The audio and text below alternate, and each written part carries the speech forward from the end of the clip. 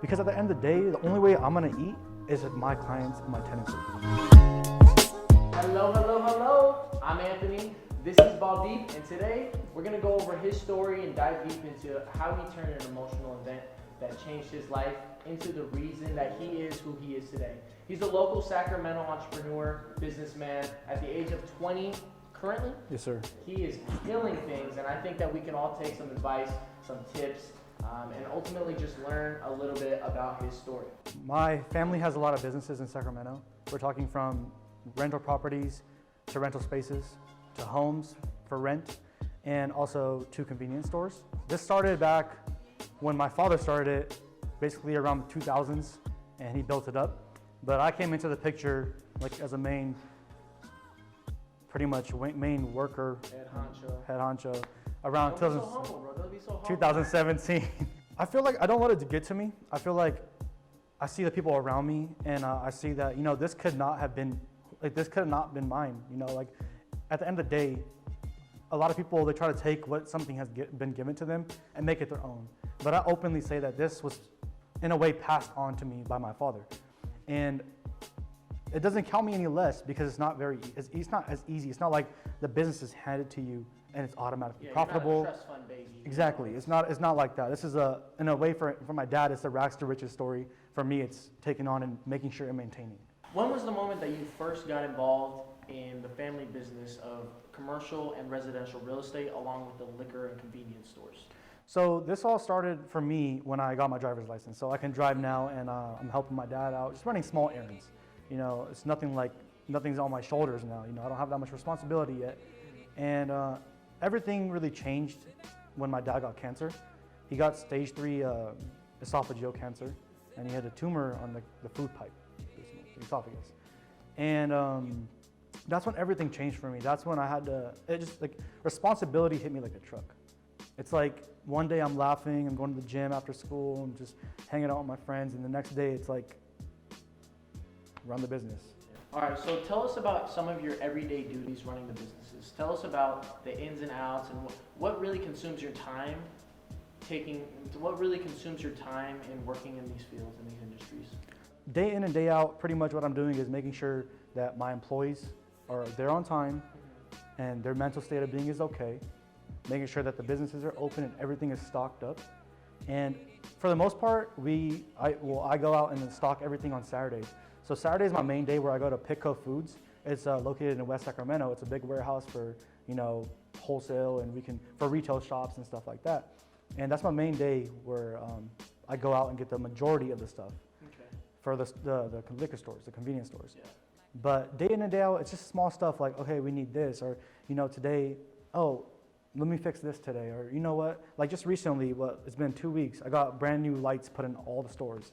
And if a tenant calls me up the next morning or even at night, like, hey, Mr. Singh, that we have a leak in the back, one of the pipes are leaking, or like someone came around and messed with the pipe and the gas is not as strong as it was before.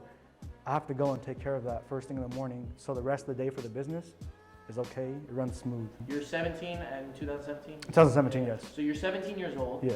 And you're told to take charge of grown men Yes. in the workplace. We're talking like they're 45 and I'm 17. What do they think of you? That can be a major issue. Of course. Like authority. Authority, yeah, Big of authority course. issue. And this is a really good question because me coming into the picture at 17, it was just a mutual respect. Even though I was young, I feel like they respected the fact that I was so young, knowing my dad is sick now, that I'm willing to step up, even though I still have to wake up and get to school at 8 a.m. to Elk Grove High School and complete my day, and still right after school, straight to the business. So it sounds like you were given this opportunity. Whether you want to call it an opportunity or not, you weren't really given the option. But you're given this opportunity where you were faced with dealing with a business, traveling while being in high school. Yeah. You had to maintain you had to maintain your employees, your newly found employees. There had to have been some mental distress, Of course. along the process. 100%. And did that ever get in the way of It did. building up the businesses and taking them from where it was at to where it is now? Of course. Anyone that says differently is straight up lying. We're at the end of the day, whether you're an employee or you're an employer, We all have our bad days and we have our good days. And I was already going through the mental distress of my father being sick, because cancer is nothing small. There's people that don't come back from it, especially being stage 3. It was very, like, it was very emotional time for me, you know? Like, I'm trying to take care of my mom, and my family, my sister was there. It was just very hard already, just knowing my dad's in the bed and he's sick. He has cancer. Do you feel as if the time arises where you're going to school, you get your major, you find a new opportunity, are you just going to hand this back off to your dad? Or like, how do you even manage to get out of that? How do you, or if it's something that you want, how do you manage to get past this step in your life? That's a really beautiful question, actually. See, the way I look at this is the business that, like, ever since I took over and I've been seeing the profits and I've been seeing the growth the businesses have had. I feel like I've become so addicted to it. Like, yeah, in the beginning, it was like, yo, you have to, you don't have a choice. And I grew to love the business. I love dealing with people. I love dealing with clients, whether it's good or bad. I feel like, in a way, it's like a thrill for me. But the thing is that I go to school because knowledge is power. We can never forget this. Knowledge is one thing, wealth is one thing.